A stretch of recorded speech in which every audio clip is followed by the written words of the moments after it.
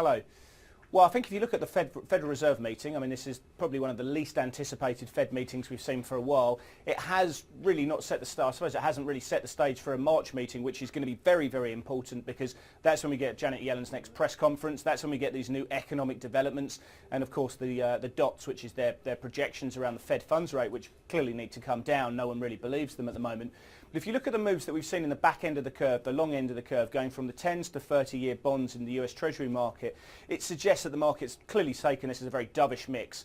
If you look at the 30-year, we've seen that trade down to a new all-time low. The 10 years moved down quite aggressively as well. Good buying coming through in that. If you look at the spreads actually between 2-year and 30-year bonds, that spread's now narrowed down to 181 basis points. I think that tells you a very clear message about how traders are seeing disinflationary forces coming through in the US. People are seeing lower growth coming through in the US, really driven by what we're seeing from overseas markets. And I think that's a really important development. The Federal Reserve, for the first time in a long time, have said they are closely watching developments in international markets. Now, they're obviously clearly not going to go and bail out other markets and international markets, but they do know that the sentiment driven from Greece and Europe and other areas is really hurting their economy, or could hurt, has the potential to hurt their economy. So they're watching that, and that will impact monetary policy. And that's, I think, a very interesting development. Could be part of the reason why we've seen such good buying coming through in the US Treasury market. However, if you look at the views that they've said around inflation, and I think this is really important,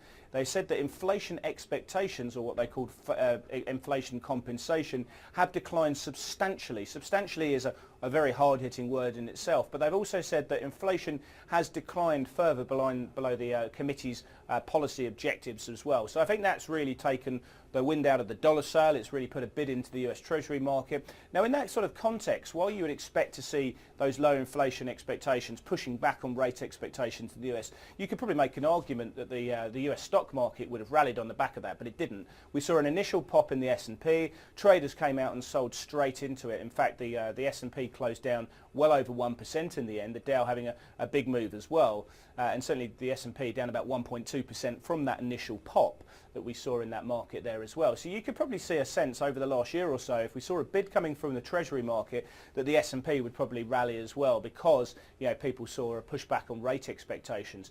However, if you look at the Fed meeting as well, I think it's quite interesting because there are some positives in there. It's not just all negative about inflation. If you look at the economy, they've said that it is expanding on a solid pace. Now, that was moderate before. If you look at what they've said about job gains, they said they were solid. Again, they were strong, before they said they were solid. So there's some upgrades that we've been seeing in terms of their economic projections and their view around domestic growth and the labour market, where they see slack continuing to come out of the market there as well. If you look at the dollar, we've seen dollar yen coming off quite sharply. I think right now you'd probably be looking to sell rallies in that pair. I think the yen's looking a little bit more compelling, especially if we do see further selling coming through in the S&P, and I think that will invoke higher volatility, which will be good for the yen. So I think that's one thing we're going to be looking out for quite closely. We've seen good selling coming through in the Australian dollar as some of the risk comes out of the market. Terry McCrann, who works for the Herald Sun, a much-watched RBA watcher, he's the Australia's equivalent of John Hilsenrath for the Wall Street Journal, saying that a February rate cut is very much on the cards. The market has priced out rate expectations after that super strong core CPI quarterly number where we saw it increase 70 basis points. My best guess is we still see rate cuts coming through in March, and I still think the Australian dollar looks like a good longer term sell. I think if you're going to play the Aussie dollar from the long side, I think you look to do that against the Kiwi dollar, which has had a really nice rally. The Aussie Kiwi having a very nice rally today because the RBNZ have been fairly nuanced and certainly not as hawkish as some people have been pricing in. They've removed parts of the statement which suggests they're going to have a tightening bias, and I think that's largely in the price, but the Kiwi dollar has actually fallen fairly sharply this morning. I want to stay long Aussie Kiwi, as I put a trade recommendation out there a couple of weeks ago or so, and that seems to be doing quite well. But in terms of what we've been seeing, the S&P down very sharply. We're looking for the Australian market to open below the 5,500 level.